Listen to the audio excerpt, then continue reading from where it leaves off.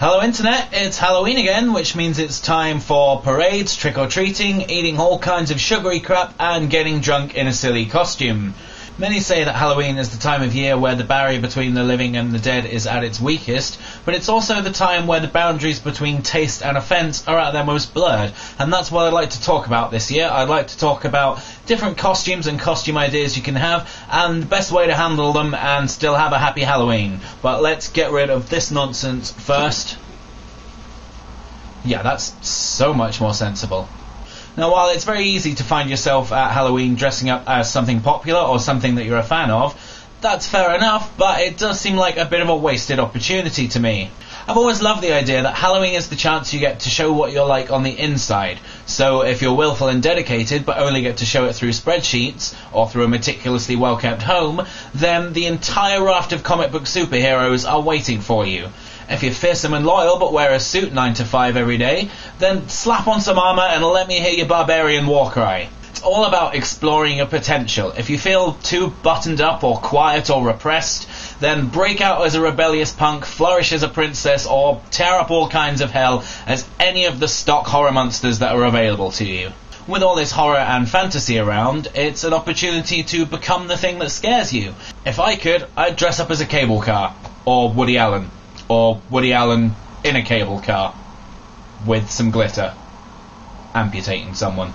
Get smart with your costumes. This isn't low-budget 70s science fiction. You don't have to be a little bit like a human butt. I mean, you could dress up as a human butt. You could dress up as the recession, or the concept of misery, or embarrassment. Just go crazy with it and really explore something. Just don't pop on an alien mask and some pointy teeth and say, "Whoa, alien vampire." Be creative. Why not dress as something that asks questions? There are lots of contentious and possibly quite offensive costumes out there, but with the proper motivation and the proper understanding and explanation, these can be some of the smartest and most intelligent costumes that you'll ever wear. Dressing up as a real-life serial killer or someone from a recent current tragedy is not funny, but it can be used to poke holes at the blurring we have between popular entertainment and current news events. While daubing yourself in gore that is a little bit too realistic might upset a lot of people, it also points out that very uneasy relationship we have between horror and reality. I would even go as far to say that changing your race for a costume is acceptable, provided you're trying to make a point about race or trying to make a point about representations of that race.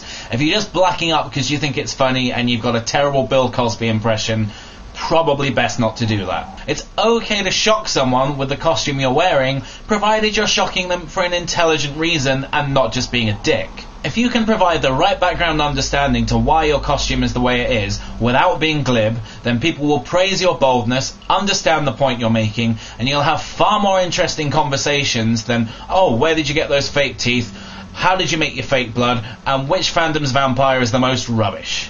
Now, talking about fandoms is a good time to talk about offence. Let me make this perfectly clear.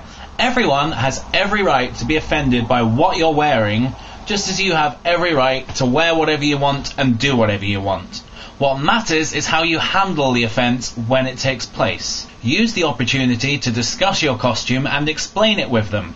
This is a good thing because if you can't explain your costume, it means you are just doing it for the shock value and you deserve to be ignored and shunned. The crux of Halloween is about having fun. If your costume is so offensive that people are being upset, or it's so complicated that you're having to stop and deliver essays every 5 minutes, you're kind of missing the point because you're not having fun. I mean, it is a holiday after all.